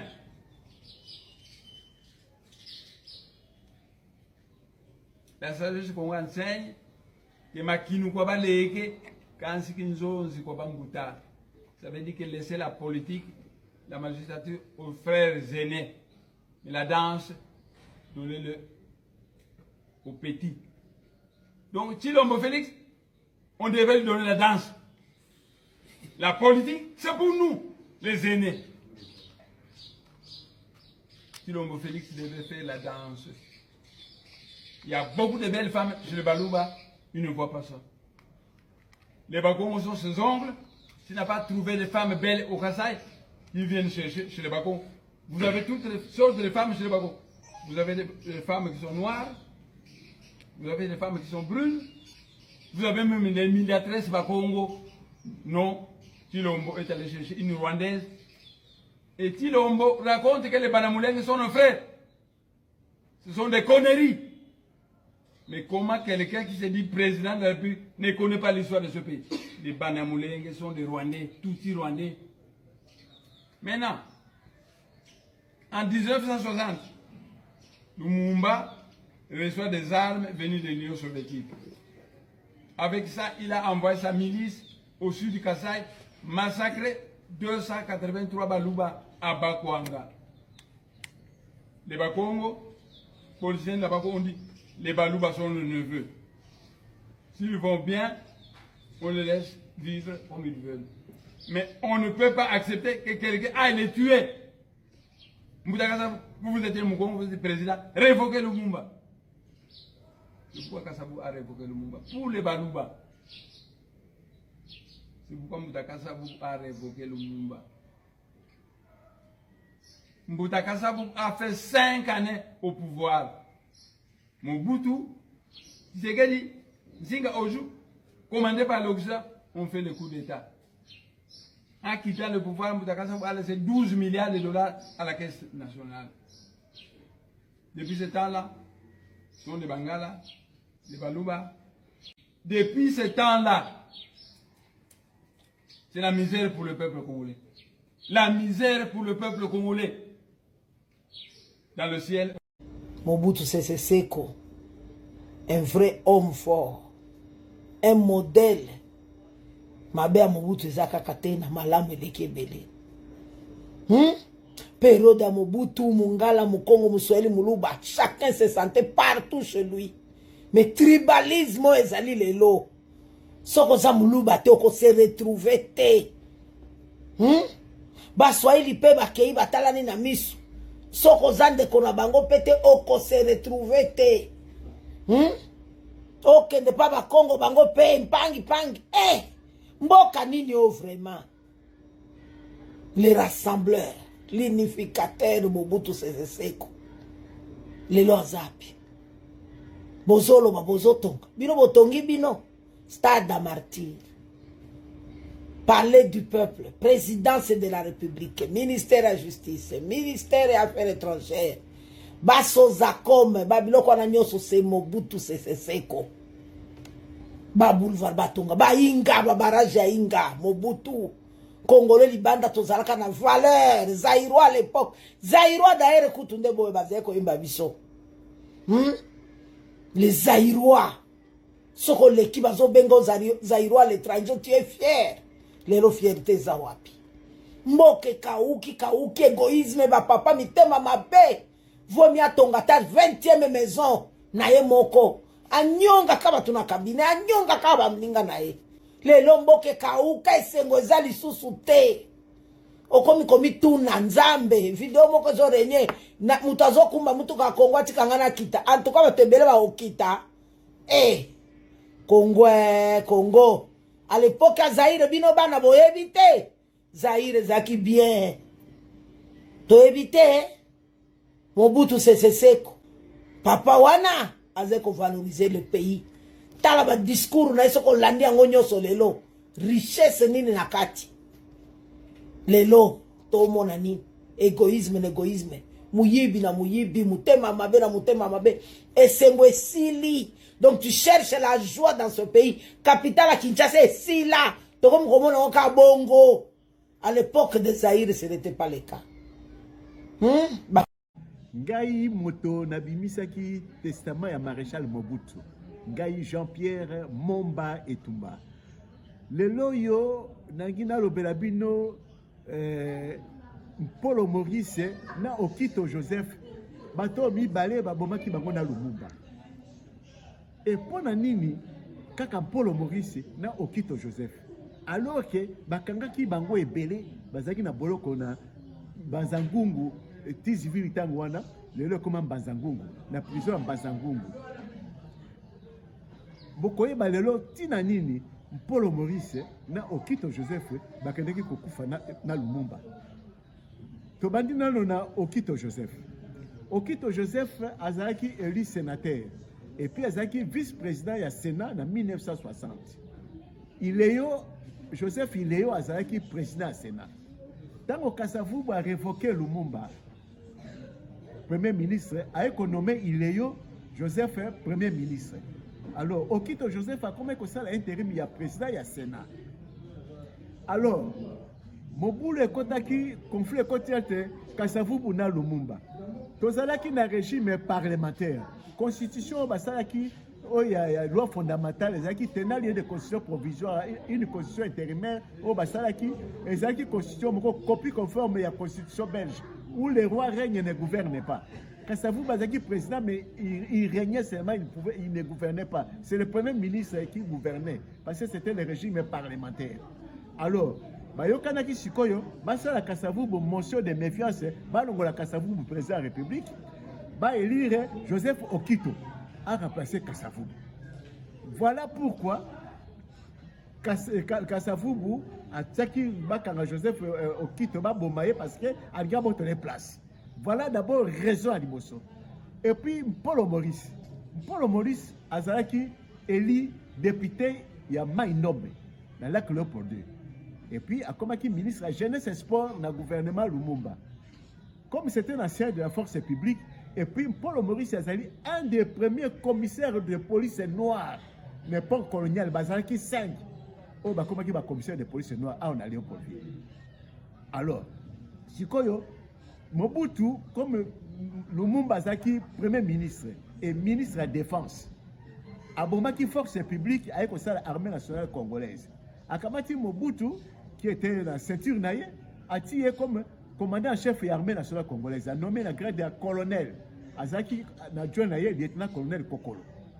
Alors, tant que Lumumba a constaté que Mobutu a sous clarté, comme joué Bakou, a nommé Paul Maurice, lieutenant-général, chef d'état-major général, il y a l'armée nationale congolaise. Le premier chef d'état-major général de l'armée nationale congolaise, c'est Paul Maurice. Et puis Azaki l'a tué, général Victor Lundula. Alors, Mobutu a dit que Paul Maurice a eu place dans Mokozi armée. Alors, il ne fallait pas éliminer. Donc, Kasavubu avait fait tout faire pour éliminer Okito Joseph parce que Okito Joseph a encore remplacé. Et Mobutu devait liquider Paul Maurice parce que avec Mokozi une armée. Voilà la raison Oyo.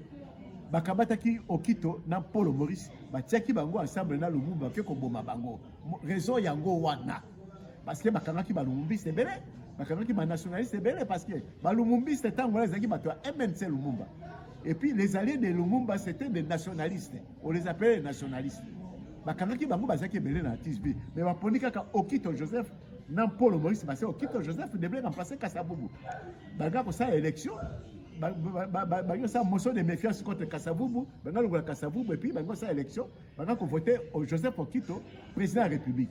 Et puis Paul Maurice déjà a remplacé Mobutu dans l'armée. Donc Mobutu, comme Mobutu, il fallait qu'on élimine. Voilà la raison Oyo. Paul Maurice na Okito, bakende ko bomba na Lumumba. Ngandenge na lia on azali neveu ya Paul Maurice. Paul Maurice a une oncle maternel.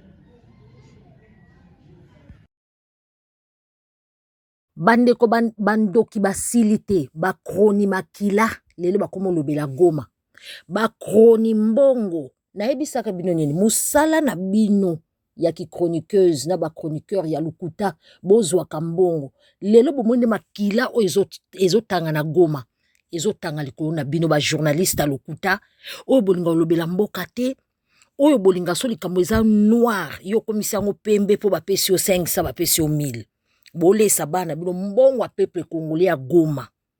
Lelo bozo ose ba kroni makila. Ba journal makila. Bobo ose bolo bela Goma. Te bino fo bozwa ka ba mbongo. Bosala ki traître na ki traîtresse. Bota la susu.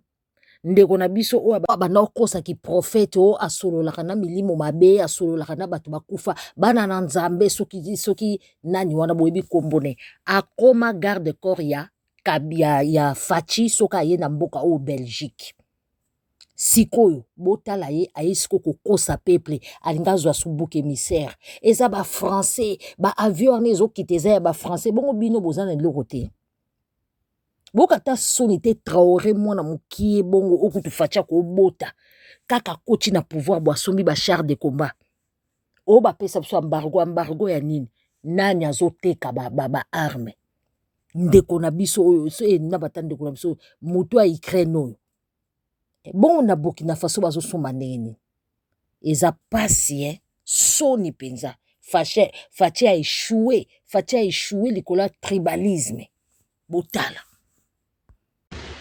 Peuple congolais, urgent, partagez vidéo oyo massivement. Il faut tout dénoncer.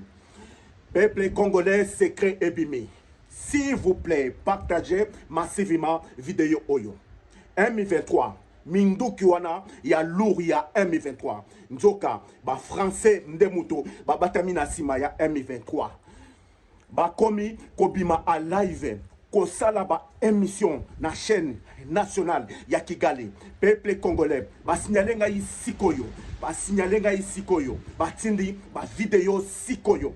Peuple congolais, to fungola miso. Goma, et ali kokoya dans 2 semaines. Goma, ezali kokoya dans 2 semaines. 3 avions militaires et outi na France et kiti sikoyo na Kigali.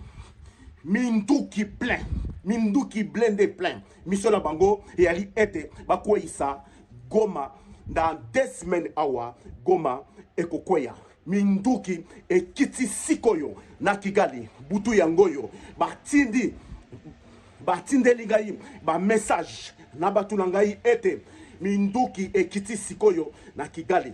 Peuple congolais to dénoncer biso nyonso vidéo yangoyo botala vidéo ndenge ba français ba bimina poisa ko défendre M23 na chaîne nationale ya Kigali.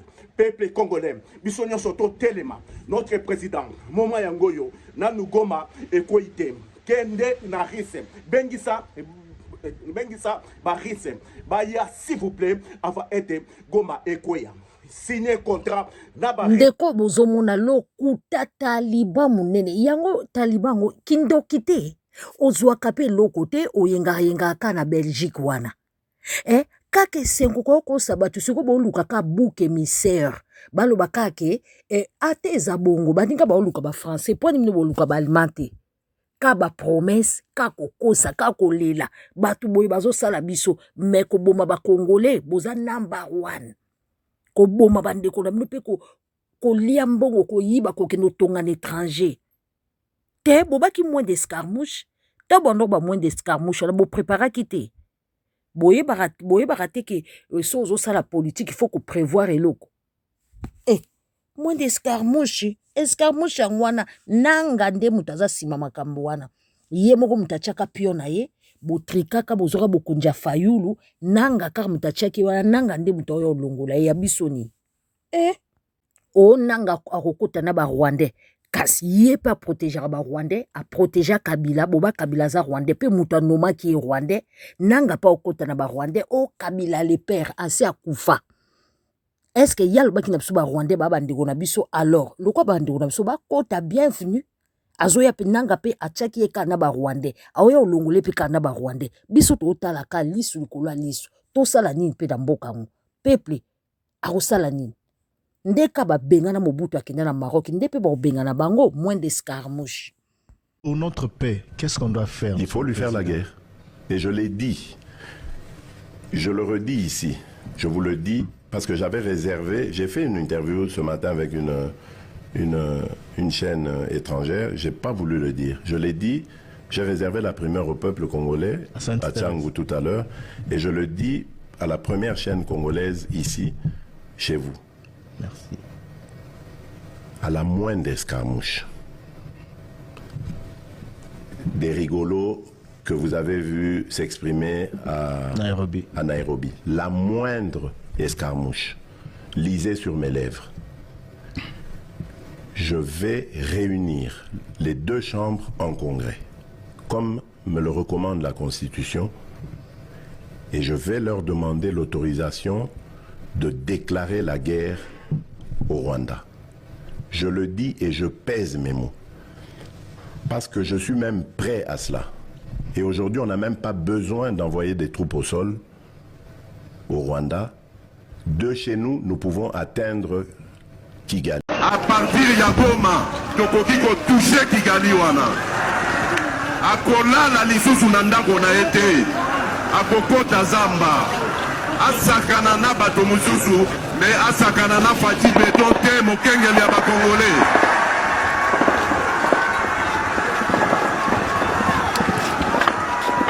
Nalobi na Kagame boye, asakana na bato misusu, oyo amonelaka wana, kasi na Fati Beton te, a partir ya Goma, tokoki kotouche Kigali wana. Akolala lisusu na ndako na ye te, akokota zamba, asakana na bato mosusu, me asakana na Fati Beton te, mokengeli ya bakongole.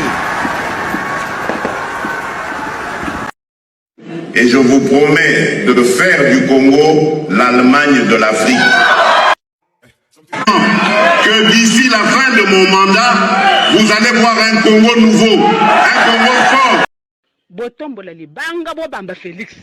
Nalingi ojo oyo. E koma na mato ya mobali na mobali ya Congo. Ozamu Congo, ozamu Ngala, ozamu Luba. Mswahili, ozali muyaka. Hein? Puisque bayaka ndeba tubaza kotombola pe ba makamnyuso ozamu yaka puisque zalaka ko finga tsoko olinko fungula munoko na mboko ba ko funga ka muyaka. Ata ozamu yaka oya lalina na mwasi mususu te atombola musapi o azana makambo te atia musapi na likolo. Botika Félix tranquille. Vous êtes tous des imbéciles. Tous les hommes du Congo, vous êtes tous des imbéciles. Botika Félix tranquille. Toyokani a bon attendeur, salut. Wana mama Marthe, mama ya président na bino, afingi mibali nyonso ya Congo ba imbécile. Donc y compris pe bana na ye ya mibali, po baza mibali ya Congo, bolobi nini ba fingi bino. Ah bana Congo. Tout ça les locaux. Toi boy vraiment ausaka na esprit à tout un peuple. Koka moi. Ah bana Congo. Tout ça les locaux. Le peuple kassaïen est le seul peuple qui n'est pas tribal. C'est faux. C'est un peuple sorcier. Un peuple qui, quand il est là, il ne veut pas voir un autre kassaïen tout autour. Nous avons des élus qui ne foutent rien.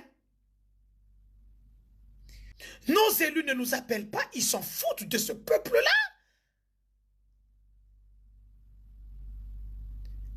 Mais le kassaïen, qu'est-ce qui vous prend?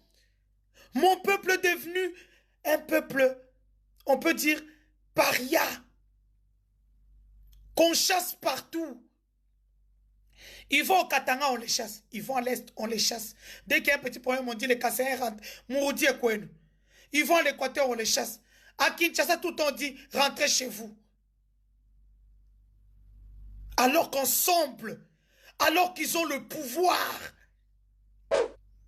Le pouvoir, ce n'est pas bon de le chanter comme on le chante souvent. Pouvoir et abisso. Pouvoir et abisso. Non, ce n'est pas ça.